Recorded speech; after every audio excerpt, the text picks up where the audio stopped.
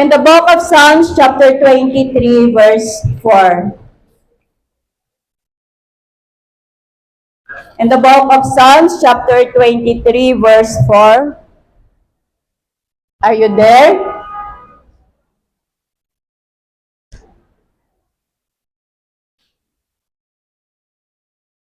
Psalms chapter 23, verse 4. Sabay-sabay po nating basahin, kahit anong version po yung hawak ninyo. 1, 2, 3, go.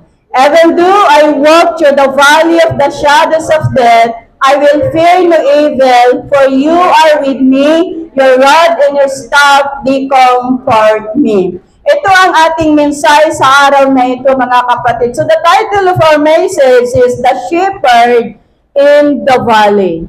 Ang pastol sa lambak. The shepherd in the valley. Literally, alam nyo ba yung valley? Nakarating na ba kayo sa valley? Ano ba yung valley? Ayun. Isang valley, isang patag ba? Yung patad na napapalibutan ng matataas na bundok. So, ang Psalms 23, mga kapatid, ay siya ang pinakakilala at pinakamamahal na awit ni King David. So, bilang isang pastol, ginamit ni David ang larawan ng isang shepherd at ang kanyang mga tupa upang ilarawan ang relasyon ng Diyos sa kanyang mga anak. Amen? So, ang unang tatlong verse ng Psalms 23, makita po natin dito na sa verse 1, there is a provision. Sa verse 2, there is kapahingahan. Sa verse 3, andun yung patnubay ng mabuting pastol. So, pagdating sa verse 4, mga kapatid, nagkaroon ng pagbabago ang eksena. Nagkaroon ng pagbabago ang eksena mula sa green pastures at still waters, dinala tayo sa valley of the shadows. Amen? So ito'y nagpapakita na kahit mga anak ng Diyos, mga kapatid, tayo yung mga anak ng Diyos ay dumaraan sa mga valleys ng buhay. Ngunit ang magandang balita ay hindi tayo pinangakuan ng Diyos na ng magandang buhay. Hindi tayo pinangakuan ng Diyos na walang pagsubok. Kundi ang ipinangako niya sa atin ay ngunit dumaan man tayo sa mga pagsubok, andoon ang kanyang presensya sa gitna ng valley. So hindi po kailan na lahat po tayo ay dumaraan. Meron po tayong mga sariling valley na pinagdadaanan. Ano ba ang inire-represent ng valley sa atin pong mga buhay? Maaring ang mga valleys natin ay isang sakit. Maaring ang valleys po natin ay isang problema. Problema sa pamilya. Maaring ang valleys po natin ay broken marriage. Maaring ang valleys po natin ay broken relationship. Maaring ang valleys po natin ay isang failure, pressure sa trabaho, sorrow and loneliness, takot sa future, at guilt sa pagkakamali. At kung minsan na nga kapatid, kapag tayo'y nasa gitna ng mga ganitong sitwasyon, tayo ay, pakiramdam natin ay para tayong walang kasama, di ba? Kapag tayo may pinagdaraanan, ang pakiramdam natin parang walang nagmamalasakit sa atin. Pakiramdam natin ay para tayong nag-iisa. Pakiramdam natin ay walang nagkikare sa atin kapag tayo ay may pinagdaraanan sa buhay. Pero mga kapatid, kung minsan pakiramdam din natin parang napakalayo ang Diyos sa atin. Parang hindi siya kumikilos, di ba? Parang hindi siya, parang wala siyang ginagawa sa buhay po natin. Ngunit sabi ni David doon sa binasa po natin, I will fear no evil. Not because life is easy, ano? Hindi dahil magaan lang ang buhay, not because, kundi dahil kasama niya ang Panginoon. Sabi ni David, I will fear no evil, hindi dahil easy lang ang kanyang buhay, kundi dahil kasama niya ang Panginoon. At ganon din tayo mga kapatid, anuman ang valleys na ating nararanasan, kasama natin ang Diyos sa bawat segundo, sa bawat minuto, sa bawat oras, at sa bawat araw ng atin pong mga buhay. So bilang mananampalataya mga kapatid, paano tayo nagkakaroon ng lakas ng loob habang dumaraan sa mga valleys ng buhay? O kaya habang tayo dumaraan sa mga iba't ibang hamon ng buhay o kaya sa iba't ibang pagsubok ng atin pong mga buhay. Una, recognize the reality of the valley. Kilalanin po natin na ang mga pagsubok sa buhay natin ay totoo. Sabi sa una doon, sa binasa po natin, even though I walk through the valley. Sabi ko, ulitin ko na ang katotohanan, tayong mga Kristiyano ay hindi exempted sa valley. Dahil hindi tayo pinangakuan ng Diyos na kapag tayo Kristiyano na ay wala ng pagsubok. Dahil lahat ng tao, lahat po tayo ay dadaan sa mga pagsubok. Amen? Pansinin po natin yung sabi ni David, hindi sinabi ni David na siya'y manatili sa valley. Hindi rin niya sinabi na siya'y manirahan sa valley. Ang sinabi niya, even though I walk through the valley, bagaman ako'y lumalakad sa lambda, dinaanan lang niya yung valley, hindi siya nanatili doon sa valley. So sa madaling salita mga kapatid, meron man tayong problema, hindi tayo doon titira. Amen? Hindi tayo doon manatili sa ating pong mga problema. Kahit anong season, ang pagdaanan po natin, hindi doon ang final destinations po natin. Amen? So, minsan, ang akala natin dahil sa sobrang bigat ng problema, parang hanggang doon na lang tayo, di ba? Yung mga matatanda, kapag tinatanong mo, Lula, kumusta ka na? Astoy latari, kat latatiada, haano nga makahunti? Rigat, ganon yung makasagutan ng mga matatanda. Pero ang sabi ng Biblia, hindi tayo manatili doon sa kung ano tayo ngayon. There is a changes habang tayo ay nagtitiwala sa ating Panginoon. Minsan sa sobrang bigat ng pinagdadaanan natin, na ang problema po natin ay parang pasan na natin ang mundo, mga kapatid. Dahil sa bigat nito, masasabi natin kung pinsan naiisip po natin na siguro hanggang dito na lang ako. Pero ang katotohanan, ang Diyos ay hindi ganon. Amen? Ang valley ay part ng journey natin. Ang pagsubok, mga hamon sa buhay, ay parte ng journey po natin bilang isang mananampalataya. Na habang tayo lumalakad sa Panginoon, na habang tayo nakikipaglakad sa Panginoon, andyan at andyan ang valley na ating ma-encounter.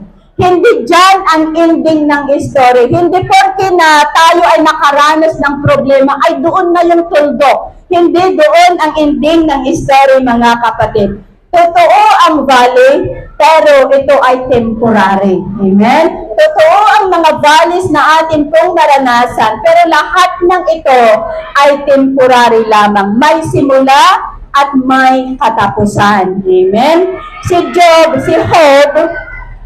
tingnan po natin, balikan po natin ang buhay ni Job. Si Job ay dumanas ng valley ng pagkawala, di ba?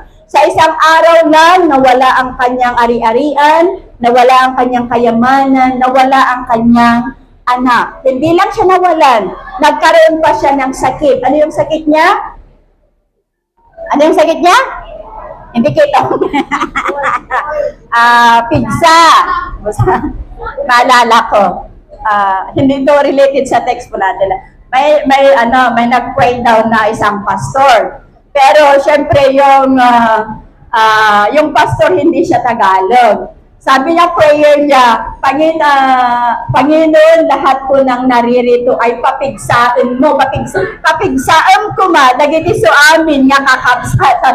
Tapos may Tagalog pala doon sa congregation, ay hindi po, wag po. pigsa pala sa Tagalog ay sa Ilocano pala ng gusali is pigsa. Kaya yun, sinabi ko lang yun para tumawa kayo.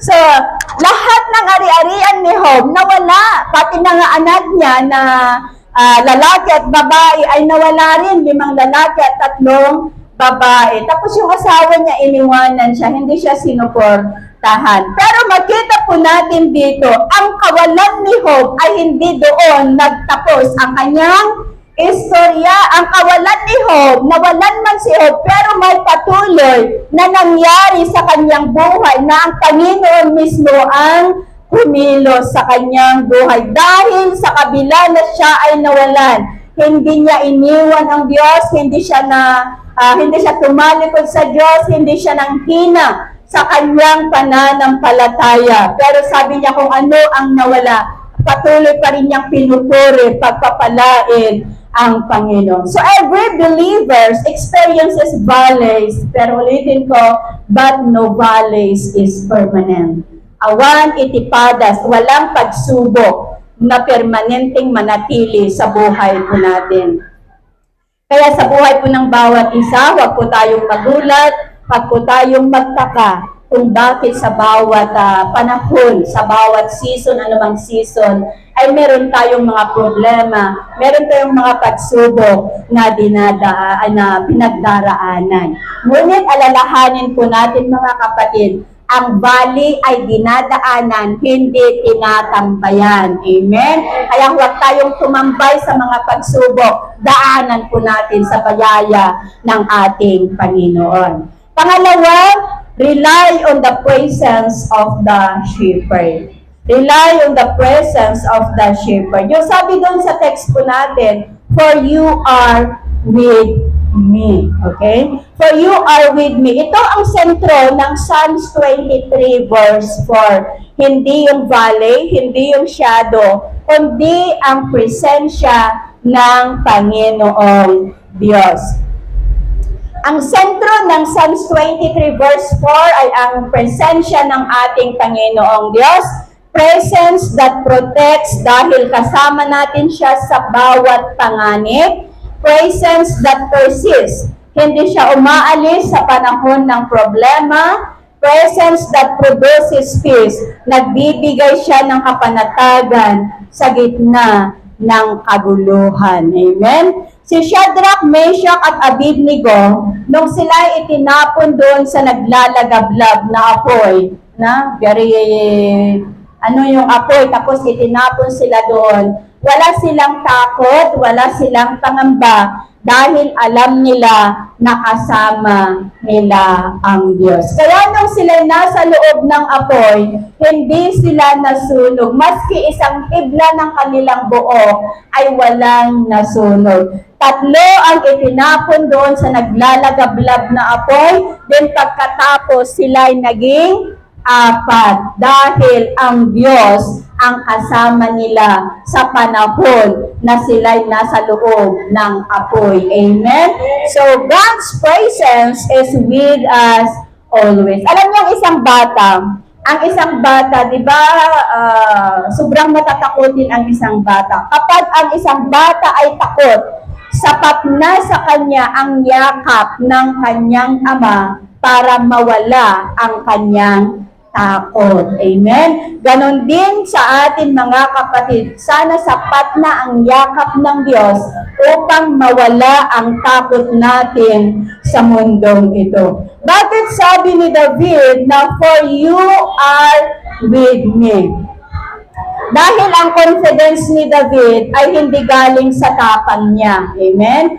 Ang confidence ni David ay hindi galing sa experience niya bilang warrior. At ang confidence ni David ay hindi rin nagmumula sa posisyon niya bilang hari. Pero ang confidence ni David ay galing sa ating Panginoon. Galing sa presensya ng Diyos. Kaya matapang niyang sinabi na I will fear no evil. Dahil ang presensya ng Diyos ay nasa Kanya.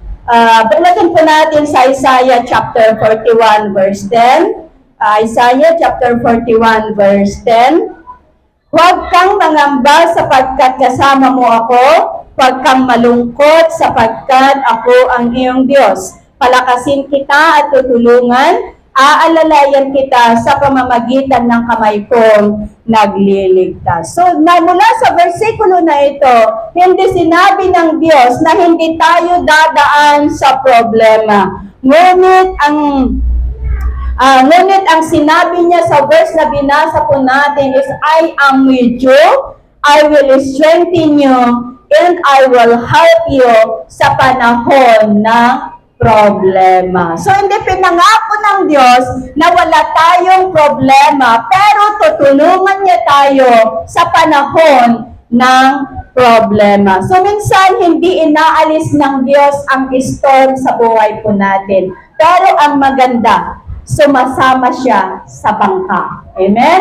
Hindi tinatanggal ng Diyos ang storm sa buhay po natin, pero ang napakaganda na maging inspirasyon po natin, siya ay sumasama sa bangka. Sa Mark chapter 4 verse 39, Mark chapter 4 verse 39, pagbangon ni Jesus, kanyang sinaway ang hangin at sinabi, pumanatag ka, at sinabi niya sa alon, tumaya pa ka. Tumigil ang hangin at naging napakatahimik. So kahit may bagyo, mga kapatid, sa buhay po natin, nandyan ang presensya ng Diyos. Amen? Ito ang dahilan kung tayo ay may kapayapaan sa kabila ng mga kaguluhan na nangyayari sa ating sanlibutan, sa ating kapaligiran, di ba? Na kahit tayo dumadaan sa mga bagay na hindi natin ina-expect sa mundong ito, pero dahil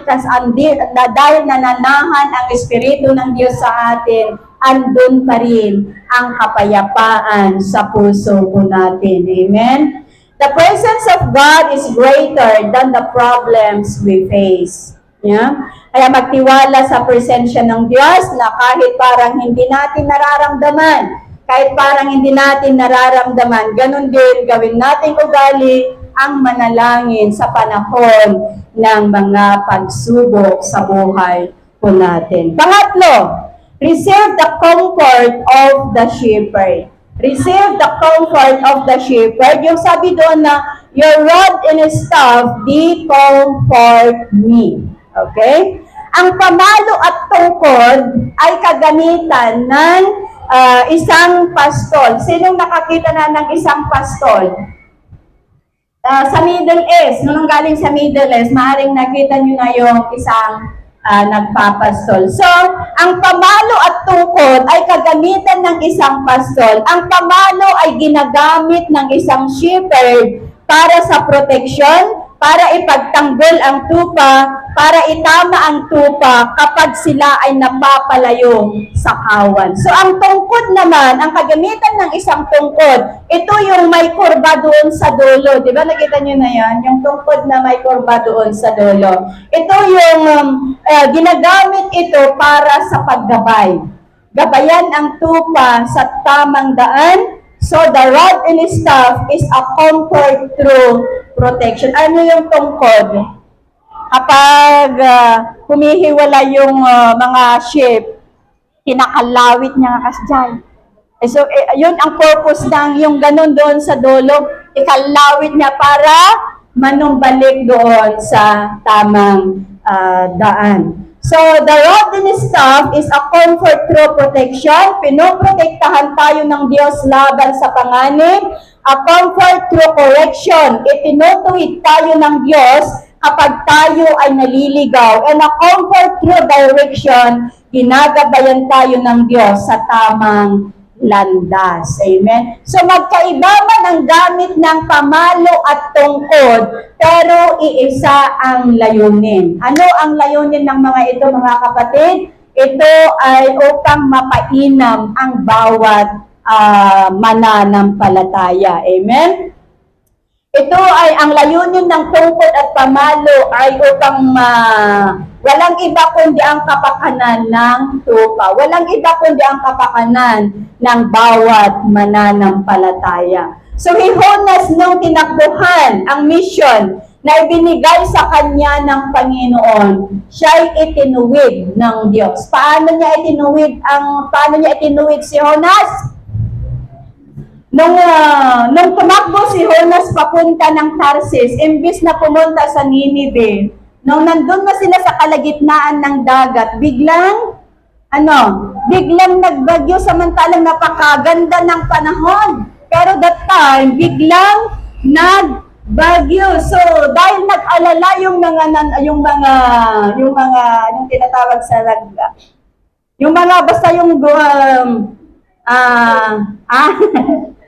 Basta yung may-ari doon sa barko. Yung may-ari doon sa bangko, nagtaka sila bakit nagbagyo. Ano ang dahilan bakit nagbagyo? So, ang ginawa nila para gumaan yung karga ng barko, itinapon yung kagamitan nila doon sa loob, pero hindi pa rin tumigil ang bagyo. Hanggang sabi nila, anong ginawa nila? Nagbunutan sila kung sino ang dahilan bakit may bagyo. Kaya nung sila nagbunutan, sino ang nakabunot sa pinakahaba? Si Jonas ang nakabunot doon sa pinakahaba. Kaya sabi nila, ano bang ginawa mo? Bakit kami nadamay sa ginawa mo? So doon sabi ni Jonas, itapon niyo ako sa dagat. Itinapon nila si Jonas doon sa dagat at doon biglang tumigil ang bagyo. Amen. Pero dahil ang layunin ng Diyos ay ituwid si Jonas, nag-prepare siya, naghanda siya ng isang basta malaking isda na kakain kay Jonas doon sa kalagitnaan ng dagat. Kaya kinain siya ng malaking isda, siya ay nag-stay doon sa loob, sa tiyan ng isda within 3 days in 3 nights. So after that, iniluwas siya ng isda doon sa gilid ng dalampasigan. Ganon itinuwid ng Diyos si Jonas nung siya'y tumakbo sa mission na ibinigay ng Diyos sa kanya. Kaya mga kapatid, nakakatakot palang tumakbo. Nakakatakot palang takbuhan ng tawag ng Diyos. Amen? Kaya huwag tayong tumakbo sakaling mangyari din sa atin ang ginawa ang nangyari kay Jonas. Ang GPS, mga kapatid, sinong gumagamit ng GPS? Ang GPS, minsan, nagsasabi ng recalculating. Di ba? O ibig sabihin, hindi niya natumbok ang tamang daan. So, ano ang gagawin para muli niyang makita yung tamang daan? I-calculate muli para makita yung tamang daan na tatahakin. So, ganyan din ang ating Panginoong Diyos sa atin. Kapag tayo ay naliligaw ng landas, tinutuwid niya tayo pabalik sa tamang daan. Amen? Kaya, huwag nating hayaan na maligaw tayo ng landas. Kaya sabi ko nga, kapag sinabi ng Diyos na doon tayo sa left, dapat doon tayo sa left. Kapag sinabi ng Diyos na doon tayo sa right, dapat doon tayo sa right. Upang hindi tayo maligaw ng landas na atin pong tatahakin. So God's correction is not punishment but proof of care. Okay? Ikinukorek tayo ng Diyos dahil siya ay nagmamalasakit sa atin. Ang pagtutuwid, mga kapatid, ay hindi parusa, kundi paghubog upang tayo ay maging matuwid. Amen? Ang pagtutuwid ay hindi parusa ng Panginoon, kundi hinuhubog tayo upang tayo ay maging matuwid. At ang mga pagsubok sa buhay ay ginagamit din ng Diyos upang hubogin ang ating pagkatao bilang anak ng Diyos. Kaya kapag may correction, kapag may redirection, at kapag may discipline ang Diyos, tanggapin po natin at humingi ng gabay sa banal na Espiritu at sa bawat mahalagang desisyon at bawat hakbang ng buhay po natin. Na sa bawat hakbang po natin, sa bawat desisyon po natin, hingiin po natin ang gabay ng banal na Espiritu upang sa ganon, sigurado ang ating hakbang, hindi tayo magkakamali. Amen? So, kaya kapag si David, hindi siya stranger sa mga valleys. Tingnan po natin ang buhay ni David, hindi siya stranger sa mga valleys. si David sa pagiging ignored ng pamilya. Inignora din siya ng kanyang pamilya. Si David, dumaan siya sa pagiging shepherd sa bukid. Dumaan siya sa pagharap kay higanting Goliath. Ngunit hindi siya natakot dahil alam niya na kasama natin ang Diyos. Yung kanta yung santa na, dumaan man ako sa apoy, dumaan man ako sa ilog, hindi ako matatakot dahil kasama natin ang Diyos. Amen. So dahil alam at ang Diyos na kasama niya sa bukid ay kasama rin niya sa battlefield. Si David kasama niya ang Diyos sa bukid, nung siya ay nasa battlefield, kasama rin niya ang Panginoon. Kaya isang bato lang ang tumama sa noo ni Goliath, patay si Goliath. Amen. So the shepherd's guidance is our greatest comfort in our life. At alam po natin na hindi tayo kailanman iiwanan, hindi tayo kailanman pababayaan ng ating pastol. Amen? Pang-apat, ito ang panghuli, respond with courage in the valley. Na huwag tayo panghinaan ng loob kapag may pagsubok, kundi patatagin tayo ng Panginoon. Sabi niya doon, I will fear no evil. Okay? Sa kabila ng valley, sa buhay ni David, mga kapatid, mas pinili niya na huwag matakot. Amen? Ang kanyang courage, ang tapang ni David, sabi ka natin kanina, ay hindi nanggaling sa sarili niya, kundi ito ay nanggaling sa Diyos. Courage through faith na dapat tayong magtiwala sa lahat ng panahon, magtiwala sa lahat ng pangako ng Diyos.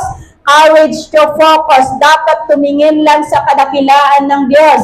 Huwag tayong tumingin sa mga problema, kundi tumingin sa ating Panginoon na nagre-resolba ng mga problema. Courage through hope, dapat maniwala tayo na may mas magandang plano ang Diyos sa buhay po natin. So si David laban kay Goliath, hindi siya tumingin sa laki ni Goliath. Amen? Kasi siyempre pakiganti, alam na natin na malaki yan.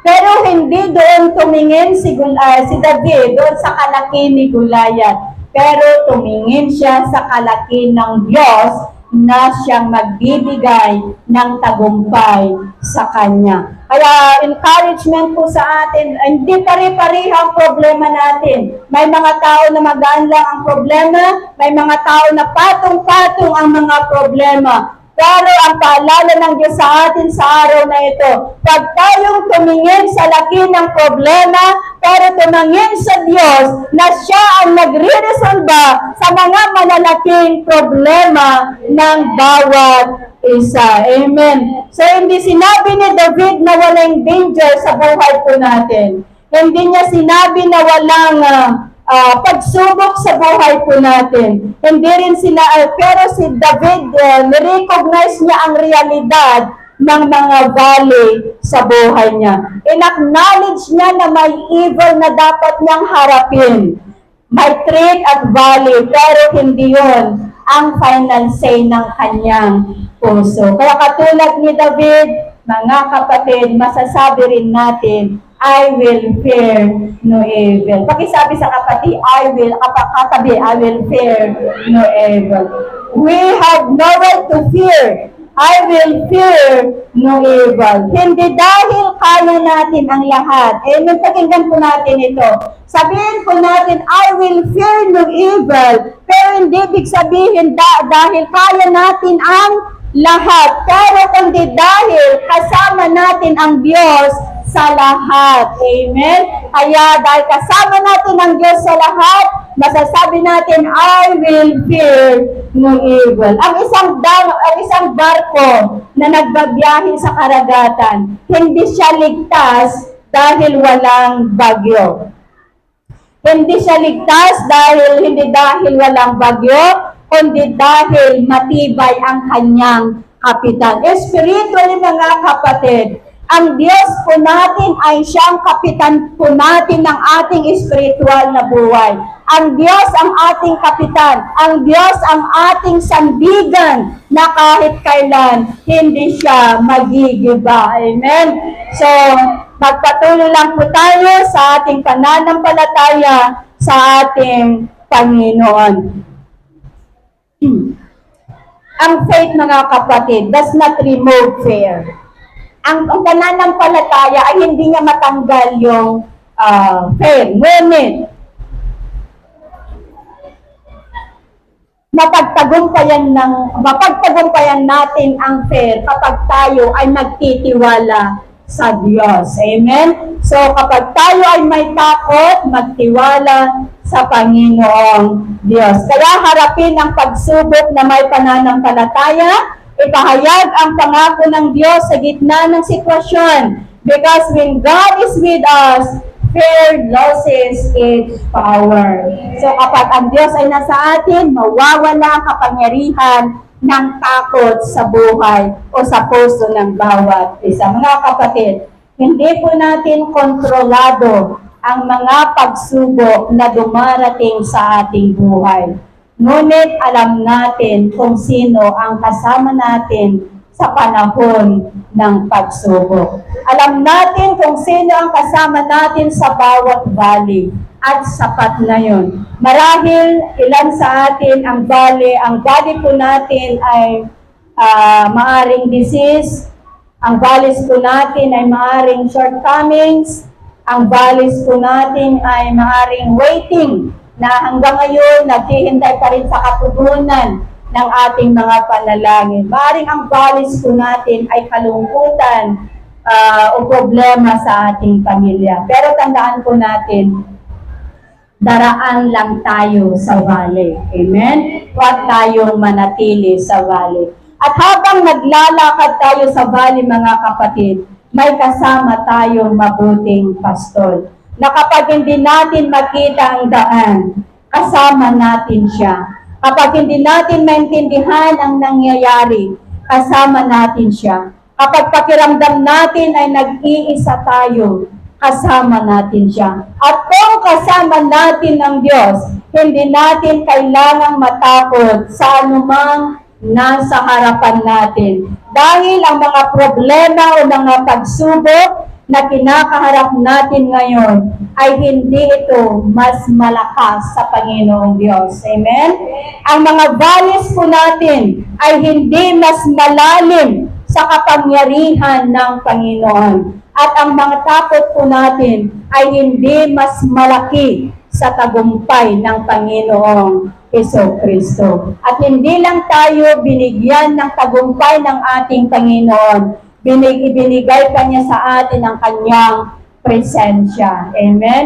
Kaya sabi ng Panginoon, I am with you always. Hindi sinabi ng Diyos na He is with us sometimes.